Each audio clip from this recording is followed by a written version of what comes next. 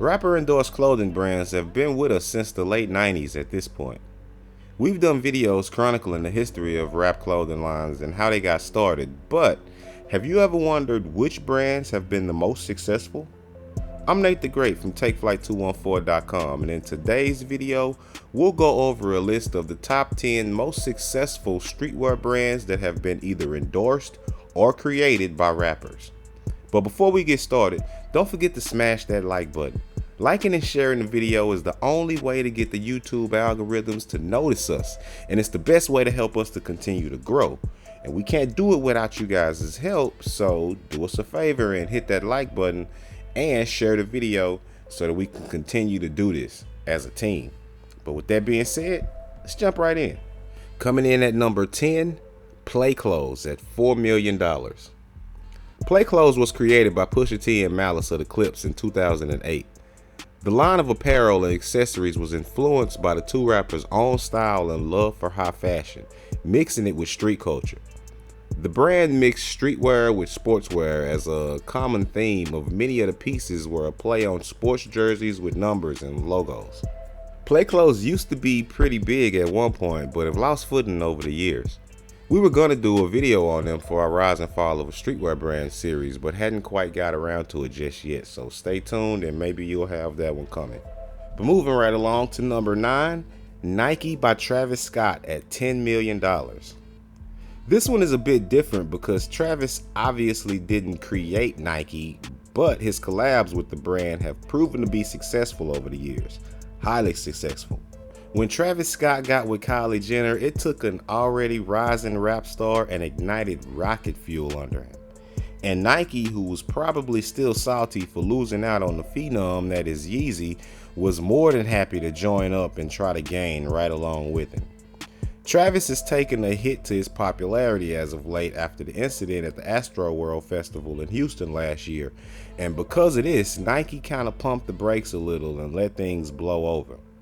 Well, it looks like the time of moratorium is near its end because Travis is back out touring and doing shows again, and Nike has announced the release of the since postponed Air Max collab. Coming in at number 8, Golf Wang with $17 million. It all started with a weird kid and a dream. Back in the early days of streetwear, Tyler the Creator was a staple on the Fairfax scene. He hung out at the Supreme store all the time and even worked there for a bit. Back then, he just wanted to be a part of the culture, but who knew that he would later help shape it? And once he took off as a rapper, he launched his Golf Wang brand to great fanfare. He even opened up his own store on Fairfax, showing that his saga had come full circle. And over the years, Golf Wang as a brand has experienced tons of success, which is clear when you look at the $17 million that they've been able to amass. Coming in at number 7, Billionaire Boys Club at $25 to $30 million. The story of Billionaire Boys Club is well known for any fan of streetwear. It was created by Pharrell Williams thanks to his love of Japanese street fashion and his friendship with Nigo of A Bathe and Ape, and over the years has become one of the biggest names in the sector.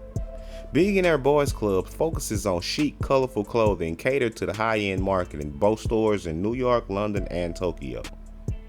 They've had their ups and downs, and if you want a complete story on the rise and fall of Billionaire Boys Club, then check out our video on it after you watch this one. But as I cover in that video, BBC is not dead, not by a long shot. They still remain sort of an old head in the game by now and have clearly been wildly successful for the brand creators. But at number 6, WooWear at $30 million. Wu-Tang Clan is probably the single most famous rap group in the history of the world. No matter where you are on the planet, people will recognize the iconic W logo. Wu-Tang Clan's executive producer Oliver Grant had always been looking for ways to channel the group's fame and prestige into other venues, one of which being clothing. And in the mid-90s, riding off the high of the success of Enter the Wu-Tang 36 Chambers, WooWear was born. Originally envisioned as a full-on lifestyle brand, the Wu-Tang Clan as a group could have done like other groups of the day did and collaborate with bigger companies, but they opted to sell their own branded clothing to capitalize off the group's success. And not only were they one of the first rap clothing brands ever, but the decision was obviously lucrative when you look at how much money they've made off of it over the years. At number 5, OVO with $50 million. Drake is one of the best-selling musicians in the world, and his clothing line OVO, or October's very own, is highly successful. Produced by the rapper's record label by the same name, OVO is mainly known for hoodies, tees, hats, and other streetwear staples. The OVO brand has never really broken into the realm of legit streetwear brand, in my opinion, as it has always seemed just like a merch line for the rapper. But Drake's insane popularity and fan base has caused the brand to become a very profitable source of side income. Coming in at number 4, Sean John with $525 million. Love him or hate him, Sean Combs has amassed almost $1 billion through his various music and business ventures. And in 1998, he launched his clothing line, Sean John, and it proved to be extremely popular. It came along in the days where clothing was dominated by legacy brands and preppy labels such as Polo and Tommy Hilfiger. Sean John, along with brands like Woowear and Rockaware, were the first brands to be created by people who were actually involved in the culture and not embarrassed to associate with it. Over the years, Sean John has been wildly successful, as you can see by how much money they've made. And their staying power has seemed to outlast many of their contemporaries of the day, as you can still find pieces in stores like Macy's to this very day. Coming in at number 3, did I just mention Rockaware? $700 million. Jay-Z founded Rockaware in 1999 alongside business partner Dame Dash. The pair were both owners of Rockefeller Records, and they decided to expand into fashion, which proved to be a wise and fruitful decision.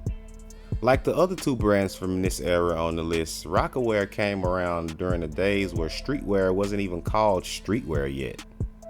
They helped inspire tons of young designers, showing them that they didn't have to have clout in Europe or an established brand to get their ideas out to the people.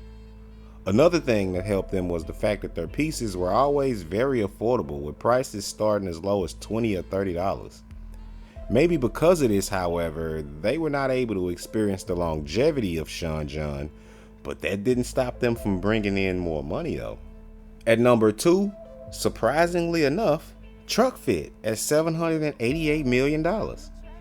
Truck Fit was a brand that many believe was created and owned by Lil Wayne. However, while doing research for a potential Rise and Fall video, we found out that the brand was never really owned by Tunechi, and in fact, it was owned by Bravado, a merchandising wing of Universal Records.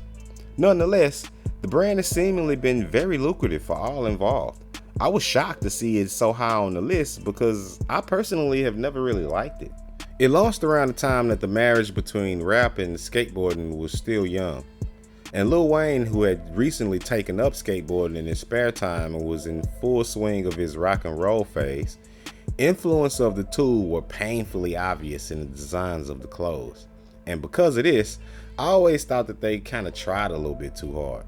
But apparently others didn't feel that way, as the brand has been able to pull in a whopping $788 million over the years. Probably thanks to the insane invisibility of Lil Wayne and the mass production model that the brand utilized. Last but not least, at number 1, Yeezy at $3.2 to $4.7 billion. This one is probably no surprise, as Kanye West has been a fashion icon for some time now, and his Yeezy brand is pure gold. Anything Kanye's name is attached to instantly gains in notoriety, whether that's Yeezy brand clothes or his collabs with brands like Gap or the legendary Yeezy sneakers. Mr. West has proven to be the modern day King Midas. The sneakers are by far the largest moneymaker. Yeezys are some of the most hyped sneakers in the entire game, and the amount of money that they've made resellers alone is ridiculous. And to think, Kanye was actually signed with Nike at first. Although Nike is in no way hurting for money these days, I'm sure it still stings that they weren't able to see the vision back then and travel the journey along with Kanye. Some of the brands on this list you might have guessed, and some are complete surprise. But the overall point is, rappers are a great way to advertise streetwear. It's hard to believe that there was actually a time where brands like Tommy Hilfiger were ashamed to admit that rap culture were fans of his stuff. There was a time where rap was a lot younger and the culture was looked down on by large corporations. Now, rap is the most popular genre in the world and big businesses are clamoring at the gates to further commercialize the industry and anything revolving around it. Don't get me wrong though, it's not completely a bad thing. It's put tons of money in the pockets of gangs of people directly and indirectly. And not to mention, it shows the world that urban fashion designers have talent too, and should be respected the same as some of the higher fashion greats. And the fact that rap brands, and by extension streetwear as a whole, is this large of a market definitely shows how far we've come in a short period of time. But what do you think? Did you know that some of these brands were this profitable? Hit us up in the comment section and let us know. Also, if you haven't by now, don't forget to like the video. Liking and sharing the video is the best way to help us to continue to grow as a channel, and we can't do it without you guys' help.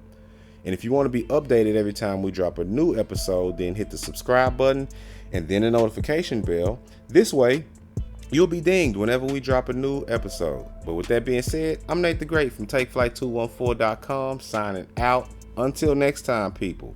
Peace.